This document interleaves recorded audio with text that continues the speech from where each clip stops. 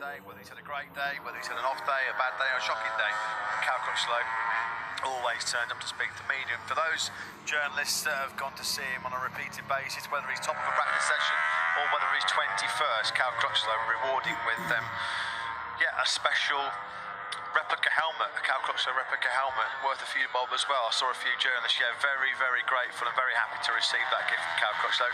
I too, I must admit, back in 2011, the end of Cal's very, very difficult rookie year, was the lucky recipient of a gift from Cal Crutchlow. I said, oh mate, you don't have to do that, blah, blah, blah, when I was working for Motorcycle News back in the day. And he said, well, it's just a token of my appreciation, because he said, well, it's such a terrible year. You were the only person that used to come and speak to me every day. But yeah, Cal Crutchlow, I do think occasionally can be a little bit misunderstood, because we do know Cal. He does like to dish out a few barb comments. He likes to generate a bit of publicity and create a bit of controversy in the paddock. But that's part of what makes Cal Crutchlow tick. That's why people like him, because he's not scared to say what he thinks. Well, he's a bit of a wind-up merchant at times, but it's great value. I mean, the times we've had social media questions this year, the press conference has been a brighter place thanks to Cal Crutchlow. Exactly. Right, well, with an hour and 6 minutes to go, Valentino Rossi starting to close in. This is the new aero package, Matt, so that's looking a bit better. Still not into the 130s yet, but... So then we know that Andrea Dovizioso has already packed up, because he was really good enough to come and talk to you. Has there been any indication from any of the teams and riders that somebody might go for glory, try and get that headline-grabbing lap time in this final hour or so? At the moment, we're not seeing anyone go out on that softer option rear. I remember last year, actually, quite a few people were reluctant to do so, because it kind of interrupted their testing cycle, so to speak. I will keep an eye out now, but as we know, Michelin just telling us that there are some riders still testing their new soft option tyre, which we know has more grip and more drop-off, as Piero Taramasso said. The only slight downside is, and it's a bit of a shame for the TV viewers and myself, it's not painted with a white line on the side. Thanks for that, Dylan. We're looking at Valentino Rossi here, about to post another fastest laps, 9th quickest in the session so far. So perhaps Valentino just trying to squeeze a fast one in here towards the end. Yeah, interesting there, wasn't it? Listen to Piero Taramasso, the new boss of Michelin, of course, with Nicolo Guber stepping aside after the Valencian Grand Prix. A long and distinguished career for Nicolo Guber, 28 years, I believe he spent at Michelin, crucial in their recent success in 2- and 4-wheel motorsport, Nicolo Guber. So we wish him well in his new venture, of course, heading up the new electric racing series for Dorna in the future. Rossi is on the move, isn't he? 30.9 then for the Italian. Marc Marquez now heading out on circuit. Brand new slick, that was. He's definitely out on brand new rubbers. A crucial test, as I was saying, Piero Taramasso. Jerez with that new surface, Steve. That's going to be a really important 2 days next week, as they try and get some crucial information on the new surface ahead of the Spanish Grand Prix next year. Yeah, that will be a crucial test. And we heard from Dovizioso, it'll be crucial for them as well, because it's another tight and twisty circuit, and traditionally one that, Andrea Dovizioso hasn't performed that well at before. Seeing a replay here of Valentino then, still out on circuit. In fact, he's just made it into pit lane now. Pretty much every single rider, according to my time screen. Oh no, it says in on our time screen. I think there might be a bit of an error there with our time screens here in the commentary box at the moment, because as you can quite clearly see on your screens, Valentino Rossi still circulating.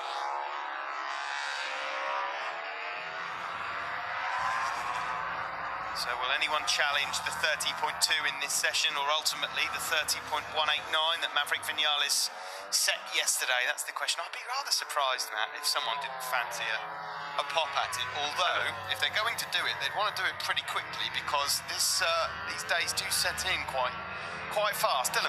And this is quite interesting, Steve, because you managed to spot it absolutely right. Valentino Rossi, before we came on this break, before Lucio Cecchinello was talking to us, Valentino Rossi was exclusively working on two 2016 chassis machines. Now, Maverick Vinales, he earlier on was running the 2017 chassis with the aero package as well. But Valentino Rossi, the run he's done right now, that is with the 17 chassis plus what you might call the 18 style fairing. they can't say that they're going to be leaving this Valencia test, Yamaha engineers, armed with a wealth of data and information, because they've had Johann Zarco, Valentino Rossi and Maverick Vinales out on all kinds of different combinations. It's been actually hard to keep track on exactly what they're running. Valentino doesn't look like he's going to be stopping for long either. Looks like it's a bit of a qualifying mode setup here, isn't it, for Rossi? Taking on some water, wiping got some- himself down. Any shiny new fresh rubber going into the rear of that Yamaha, Dylan? Yes, there is some shiny new rubber going in there, and I must confess I made a mistake, as the replay that I saw I don't think was from this particular run-out, because I have to correct myself, I apologise, he is on the 2016 chassis with the aero package on. Well, to be honest, I can't. It's very difficult to keep up, so I'm not surprised that we've all got it. Check all the data, but so far it looks like no big difference. I mean, of course, you're testing this tyre here at Valencia, a track with a certain characteristic. Will you be taking those tyres to the private test in Jerez next week? Yeah, maybe if at the end of tonight, the results looks good. Yeah, we can do something for the Jerez test. Check there. We needed to find if it's good in different place to validate it. But Jerez, the main objective is to check the new asphalt. They make the new asphalt, so we want to see if the wear level, if the grip level is much more compared to before. Finally, Piero, from all the things which you're learning at this test, are we going to see lots of new tyres brought to the Sepang test, or this year are you trying to keep more of a consistent level?